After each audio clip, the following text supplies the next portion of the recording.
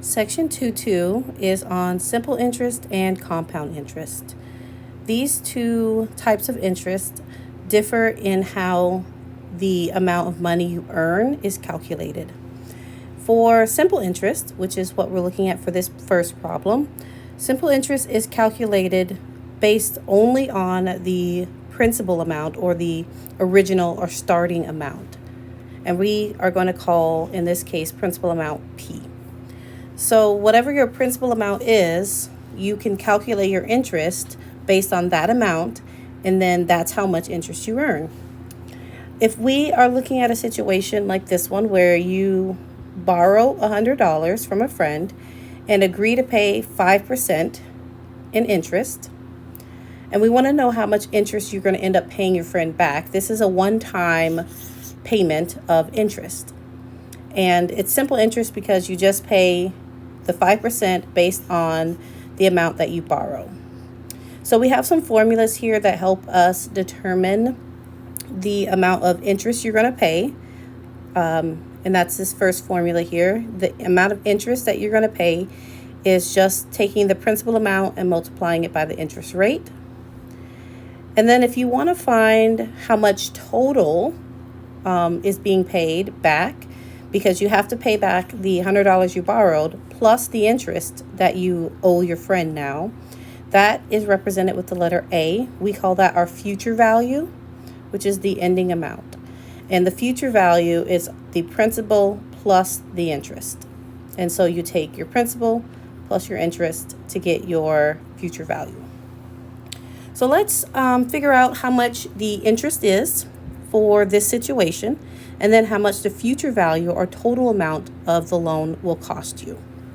So in this case, this $100 that we're going to borrow is going to be our principal amount. We're going to call that P. And then we have our interest rate. Now the interest rate is given to us in percentage. However, in order to use these formulas, we need to have a number, like a whole number, a fraction, a decimal, that kind of thing. And so we can't actually use a percent. And so we're going to convert this percent into a decimal.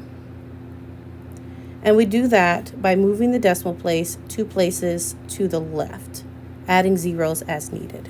Now that we have our principal amount and our interest rate, that's all we need for our formula. So we can calculate the interest by plugging those into our equation. So our principal amount is 100, and we're going to multiply that by our interest rate, giving us that we're going to pay $5 in interest. Now, that $5 will be paid back in addition to the principal amount. So in order to know our future value, which we represent as A, we need to take the principal amount, add it to the interest rate, and that will give us our total amount that we're going to pay back. So in this case, the interest is $5 and the future value is $105. So in some cases, we have simple interest that we're going to actually pay over time. So instead of having a one-time payment like the last example, you're paying this interest for 5 years, 3 months, 12 years, whatever the case is, depending on what kind of loan it is. When that happens, we use a slightly different formula here.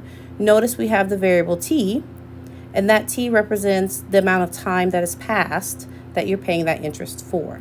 And so in this problem, it says, suppose your city is building a new park and issues bonds to raise money to build it.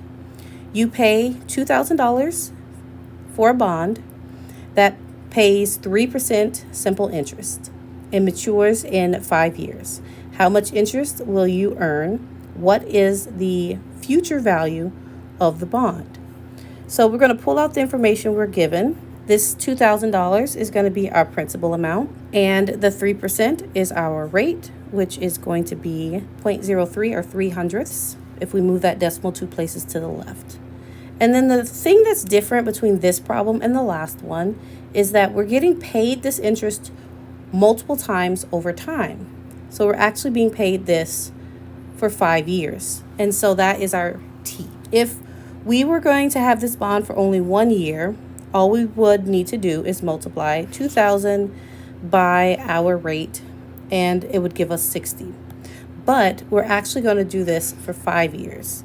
And so in order to find the interest rate, we actually need to multiply the principal times the rate times the amount of time that passed. So 2,000 times 300ths times 5 years.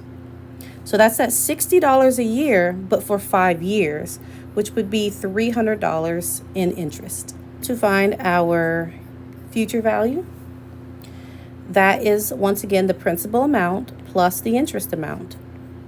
Well, the principal was $2,000, and we just calculated the interest to be $300, giving us $2,300 for our future value of this bond. So we paid $2,000 for this bond to help them build their park. And when we return the bond in 5 years, we actually are going to receive $2,300 back for our investment in helping build this new park.